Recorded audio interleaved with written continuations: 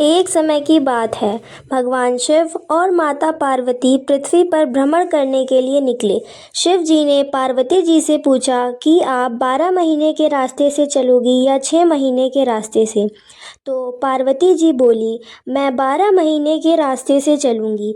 तब शिव जी ने पार्वती जी से कहा कि संसार के लोगों के दुखों को देखकर आप कोई भी हट नहीं करोगी। पार्वती जी मान गई।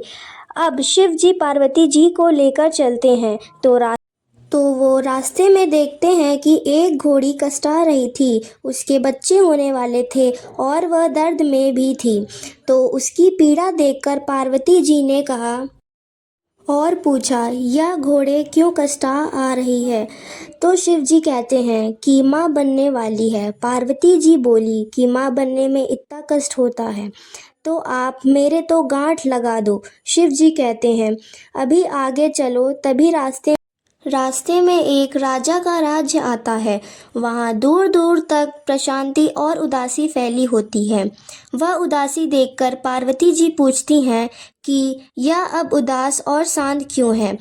अब गांव के लोग कहते हैं, हमारे नगर की रानी माँ बनने वाली है और कष्ट में है, इसलिए हमारे गांव में उदासी छाई है। तब पार्वती जी फिर शिव जी से कहती हैं कि माँ बनने में इतना कष्ट है तो आप मेरे गांठ लगा दो। वह शिव जी के पीछे पड़ जाती हैं और शिव जी उन्हें यह कहकर आगे बढ़ जाते हैं कि यदि एक बार गांठ लगी तो दोबारा नहीं खुल सकती। आप जब वह आगे बढ़ते हैं तो देखते हैं कि इस स्थिति में एक गाय कष्टा रही थी। उसकी पीड़ा देखकर पार्वती जी फिर बोली, माँ बनने में इतना कष्ट है तो आप मेरे तो गांठ ही लगा दो। पार्वती जी हट करने लगी तो शिव जी ने पार्वती जी के गांठ लगा दी। अब वह दोनों आगे बढ़े। इस प्रकार चलते चलते वह पार्वती जी के पीहर पहुँचते हैं। वह सब उनकी खूब आवाभगत करते हैं। खूब पकवान बनाए जाते हैं, पर शिव जी जो भी खाना बना होता है वह सब खा जाते हैं। अब पार्वती जी क्या खाएं, तो वह बथुए की साथ खाकर पानी पी लेती हैं। दोपहर में जब वह दोनों विश्राम करते हैं तो शिव जी पार्वती जी से पूछते हैं कि आपने क्या खाया। तो पार्वती जी कहती हैं, आपने खाया वही मैंने खाया। पार्वती जी के सोने के बाद शिव जी उनके पेट की नाभि की ढूंढी खोलकर देखते हैं कि पार्वती जी ने क्या खाया। तो उनके पेट में बथुए का साग और पानी दिखता है। पार्वती जी के जागने के बाद शिव जी उनसे कहते हैं, आपने हमसे झूठ बोला था, आपने तो बथुए का साग और पानी पिया है। तब पार्वती जी उनसे हट करती हैं कि आज के बाद कोई भी किसी भी महिला की ढूंढी खोलकर नहीं देखेगा, अर्थात आज के बाद कोई भी किसी भी महिला के पेट में नहीं देख सकेगा, क्योंकि किसी भी महिला के पेट में उसके ससुराल की पीहर की लाज होती है। आप वचन दें तब शिव जी को वचन देना पड़ता है। उसके बाद से अब तक किसी भी महिला की ढूंढी नहीं खुलती है।